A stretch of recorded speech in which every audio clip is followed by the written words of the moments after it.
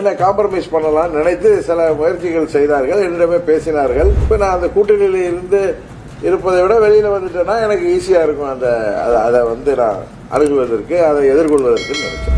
இன்னும் சில பேர் கூட பேசுறாங்க, சில அறிவாளிகள் மேதைகள் ஊடகங்கள்ல நீங்க வாய்ப்பு கொடுக்கிறப்ப டிபேட்டுங்கிற பேர்ல எங்களால் முதலமைச்சர் பதவி பெற்றவர்கள் ஒரு சிலர் என்னை டெல்லிக்கு அழைத்து சென்று தலைவர்களை சந்திக்க வைத்து என்ன காம்ப்ரமைஸ் பண்ணலாம் நினைத்து சில முயற்சிகள் செய்தார்கள், என்னிடமே பேசினார்கள்.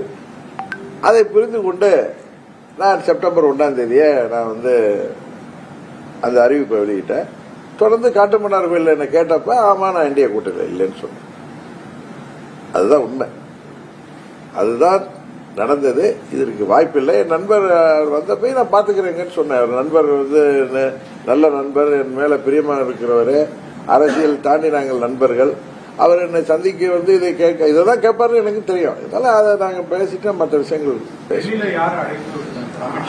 இல்ல அதெல்லாம் நான் இவர் அவர் நான் என்னைக்கும் யாரையும் சொன்னதில்லை. சில தலைவர்களே என்னை சந்திக்க வைத்து என்னை காம்ப்ரமைஸ் பண்ணலாம் அப்படின்னு சிலர் முயற்சி, அவங்க முயற்சியில நான் தவறா சொல்லலைன்னா நான் கூட்டணியில் இருக்கிறேன். அது மாதிரி போய் அந்த தலைவர்கள் அனுபவமிக்கவர்கள், என்னை விட வயதில் மூத்தவர்கள், அவர்கள்ட்ட போய் இது மறுபடியும் பேசுவதற்கு முன்பு நான் அந்த கூட்டணியில் இருந்து இருப்பதை விட வெளியில வந்துட்டேன்னா எனக்கு ஈஸியா இருக்கும் அதை நான் அணுகுவதற்கு, அதை எதிர்கொள்வதற்கு நினைச்சேன்.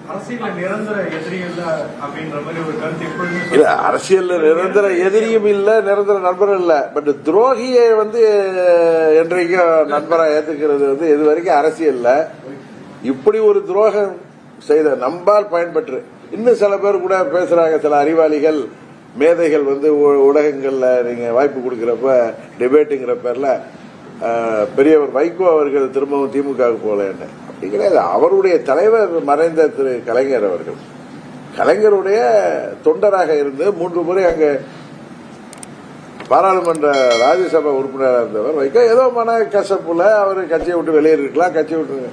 பட் இங்க எங்களால் பதவி பெற்றவர்கள், எங்களால் முதலமைச்சர் பதவி பெற்றவர்கள், எங்களால் அம்மா அவர்கள் மறைவுக்கு பிறகு காப்பாற்றப்பட்ட ஆட்சி